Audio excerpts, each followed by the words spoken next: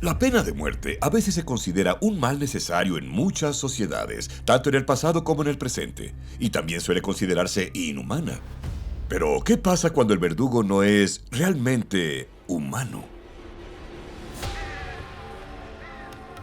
En la India del siglo IX, las autoridades comenzaron a buscar una forma más espectacular y aterradora de ejecutar a los delincuentes. Ellos decidieron utilizar uno de sus recursos naturales más abundantes que existía para la época: a los elefantes. Los elefantes asiáticos pueden pesar hasta unos 7.000 kilos. Son trabajadores, inteligentes, muy obedientes y omnipresentes en el subcontinente. El entrenador de elefantes o mahout puede enseñarles a hacer cualquier cosa, desde entretener a un público hasta matar a una persona aplastándola. Llamaron a su nueva forma de castigo Gunga Rao, que significa literalmente lanzar bajo las patas de un elefante. Ese método de ejecución se hizo popular entre las élites, que tenían muchos elefantes. Era una herramienta de coacción. Separaba y hacía saber a la gente quién estaba al mando, las personas que tenían elefantes. Cuando recibió una orden de un entrenador, un elefante aplastaba el cráneo de una persona con la misma facilidad y rapidez con la que lo haría con un melón. O podían llevar a cabo una ejecución mucho más lenta, ordenando al elefante que le rompiera los miembros uno a uno, evitando los órganos vitales, intentando ralentizar la muerte, la agonía, el dolor, hasta finalmente liquidarlo. En algunas tradiciones, el prisionero era obligado a pasar por lo que podría llamarse un juicio por prueba. Se ordenaba al elefante que rodara sobre él, como si fuera un cachorro, hasta aplastarlo. Pero si el prisionero sobrevivía, era liberado. Esta forma de castigo se hizo tan popular que comenzó a extenderse, y cada país le añadió su propio toque local. El país vecino, Sri Lanka, adoptó esta práctica, pero le añadió un toque bastante especial. Fijaban cuchillas en los colmillos del elefante, permitiéndole a la bestia destrozar al prisionero, como si estuviera en una picadora de carne. En Siam, lo que ahora es Tailandia, introdujeron un elemento de terror psicológico y suspenso al hacer que el elefante diera 3 vueltas alrededor del prisionero, aumentando lentamente la sensación de pavor antes de aplastarlo. Para no quedarse atrás, en Vietnam, los criminales eran condenados a la Gunga Rao, atados a un poste y atropellados por un elefante. Básicamente era como si un autobús urbano se les echara encima. La muerte era inminente. Parece que no hay fin a las formas de castigar a alguien que te ha hecho daño. Pero el rey Jerjes de Persia tuvo que ser creativo cuando ese alguien no era una persona. En el siglo V a.C., el líder de Persia, que es lo que ahora conocemos como Irán, era Jerjes el Grande, quien estaba en guerra con las naciones vecinas, incluida Grecia. Jerjes tenía una pequeña disputa con los griegos en ese momento porque en una batalla anterior contra su padre, Darío, los griegos lo derrotaron. Por lo tanto, Jerjes quería vengar la derrota de su padre a manos de las fuerzas griegas. Para ello, Jerjes y su ejército tenían que cruzar una masa de agua conocida como el Estrecho de los Dardanelos.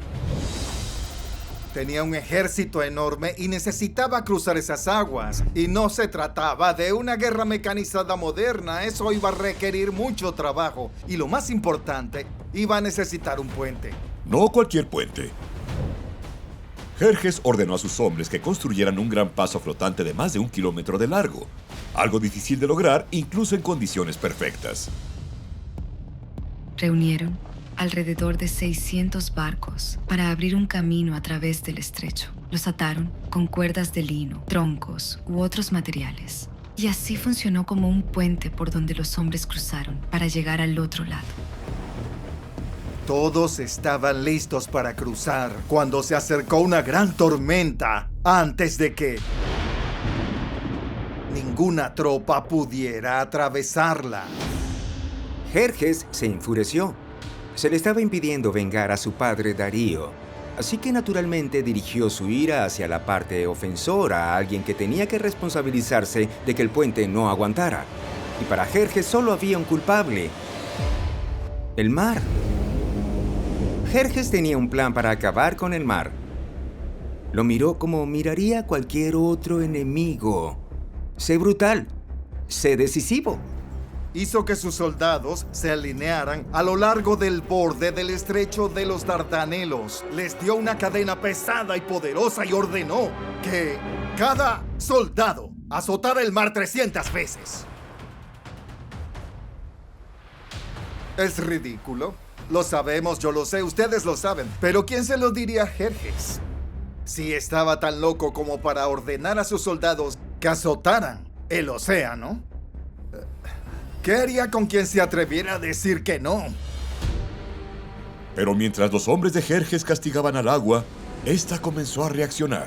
Ese castigo no parecía funcionar en el estrecho de los Dardanelos, y está claro que eso enfureció aún más a Jerjes, por lo que aumentó el castigo. Luego, obligó a cada hombre a pinchar el mar con hierros al rojo vivo. Y el resultado fue solo el chisporroteo del hierro enfriándose inmediatamente al tocar el agua. Pero el mar siguió siendo el mar. Además, como dato curioso, todos los ingenieros que habían construido el puente fueron decapitados. Jerjes ordenó que se reconstruyera el puente. Pero había matado a sus ingenieros y necesitaba nuevos. Así que construyó un nuevo puente flotante para poder llegar a vengarse de los griegos. Trágicamente, la gran hazaña de Jerjes al cruzar el estrecho fue en vano. A pesar de su enorme número, tenían poco conocimiento del terreno y su ejército fue ineficaz. Fueron derrotados, tuvieron que dar media vuelta y regresaron a Persia. Cuando Jerjes regresó a los Dardanelos, se encontró con otra tormenta que había destruido el puente. Los persas no tenían a dónde huir, por lo que fueron aún más brutalizados. No fue un final feliz para los persas a manos de los griegos. Está claro que el mar simplemente no aprendió la lección. A continuación, un juez, que algunos dirían que lleva sus castigos demasiado lejos. Era un hermoso y soleado día de primavera en Painesville, Ohio, cuando los conductores vieron una extraña escena: un hombre adulto disfrazado de pollo. Podríamos pensar que estaba anunciando un nuevo restaurante de pollo frito, o que era uno de esos promotores que atraen a la gente. No era eso lo que estaba pasando. Curiosamente, el hombre que llevaba el disfraz de pollo estaba cumpliendo una sentencia muy inusual del juez Mike Cicconetti. Este juez es muy famoso por aplicar sentencias inusuales cuando el castigo se ajusta al delito. Se estarán preguntando, ¿qué hizo este hombre para acabar allí? En 2007, Fabián Rodríguez Ramírez pensó que estaba abordando a una trabajadora sexual, pero en realidad era una policía encubierta. El juez Cicconetti le dio a Rodríguez una opción: 30 días en la cárcel o usar un disfraz de pollo en público en una calle concurrida. Y eso fue lo que hizo.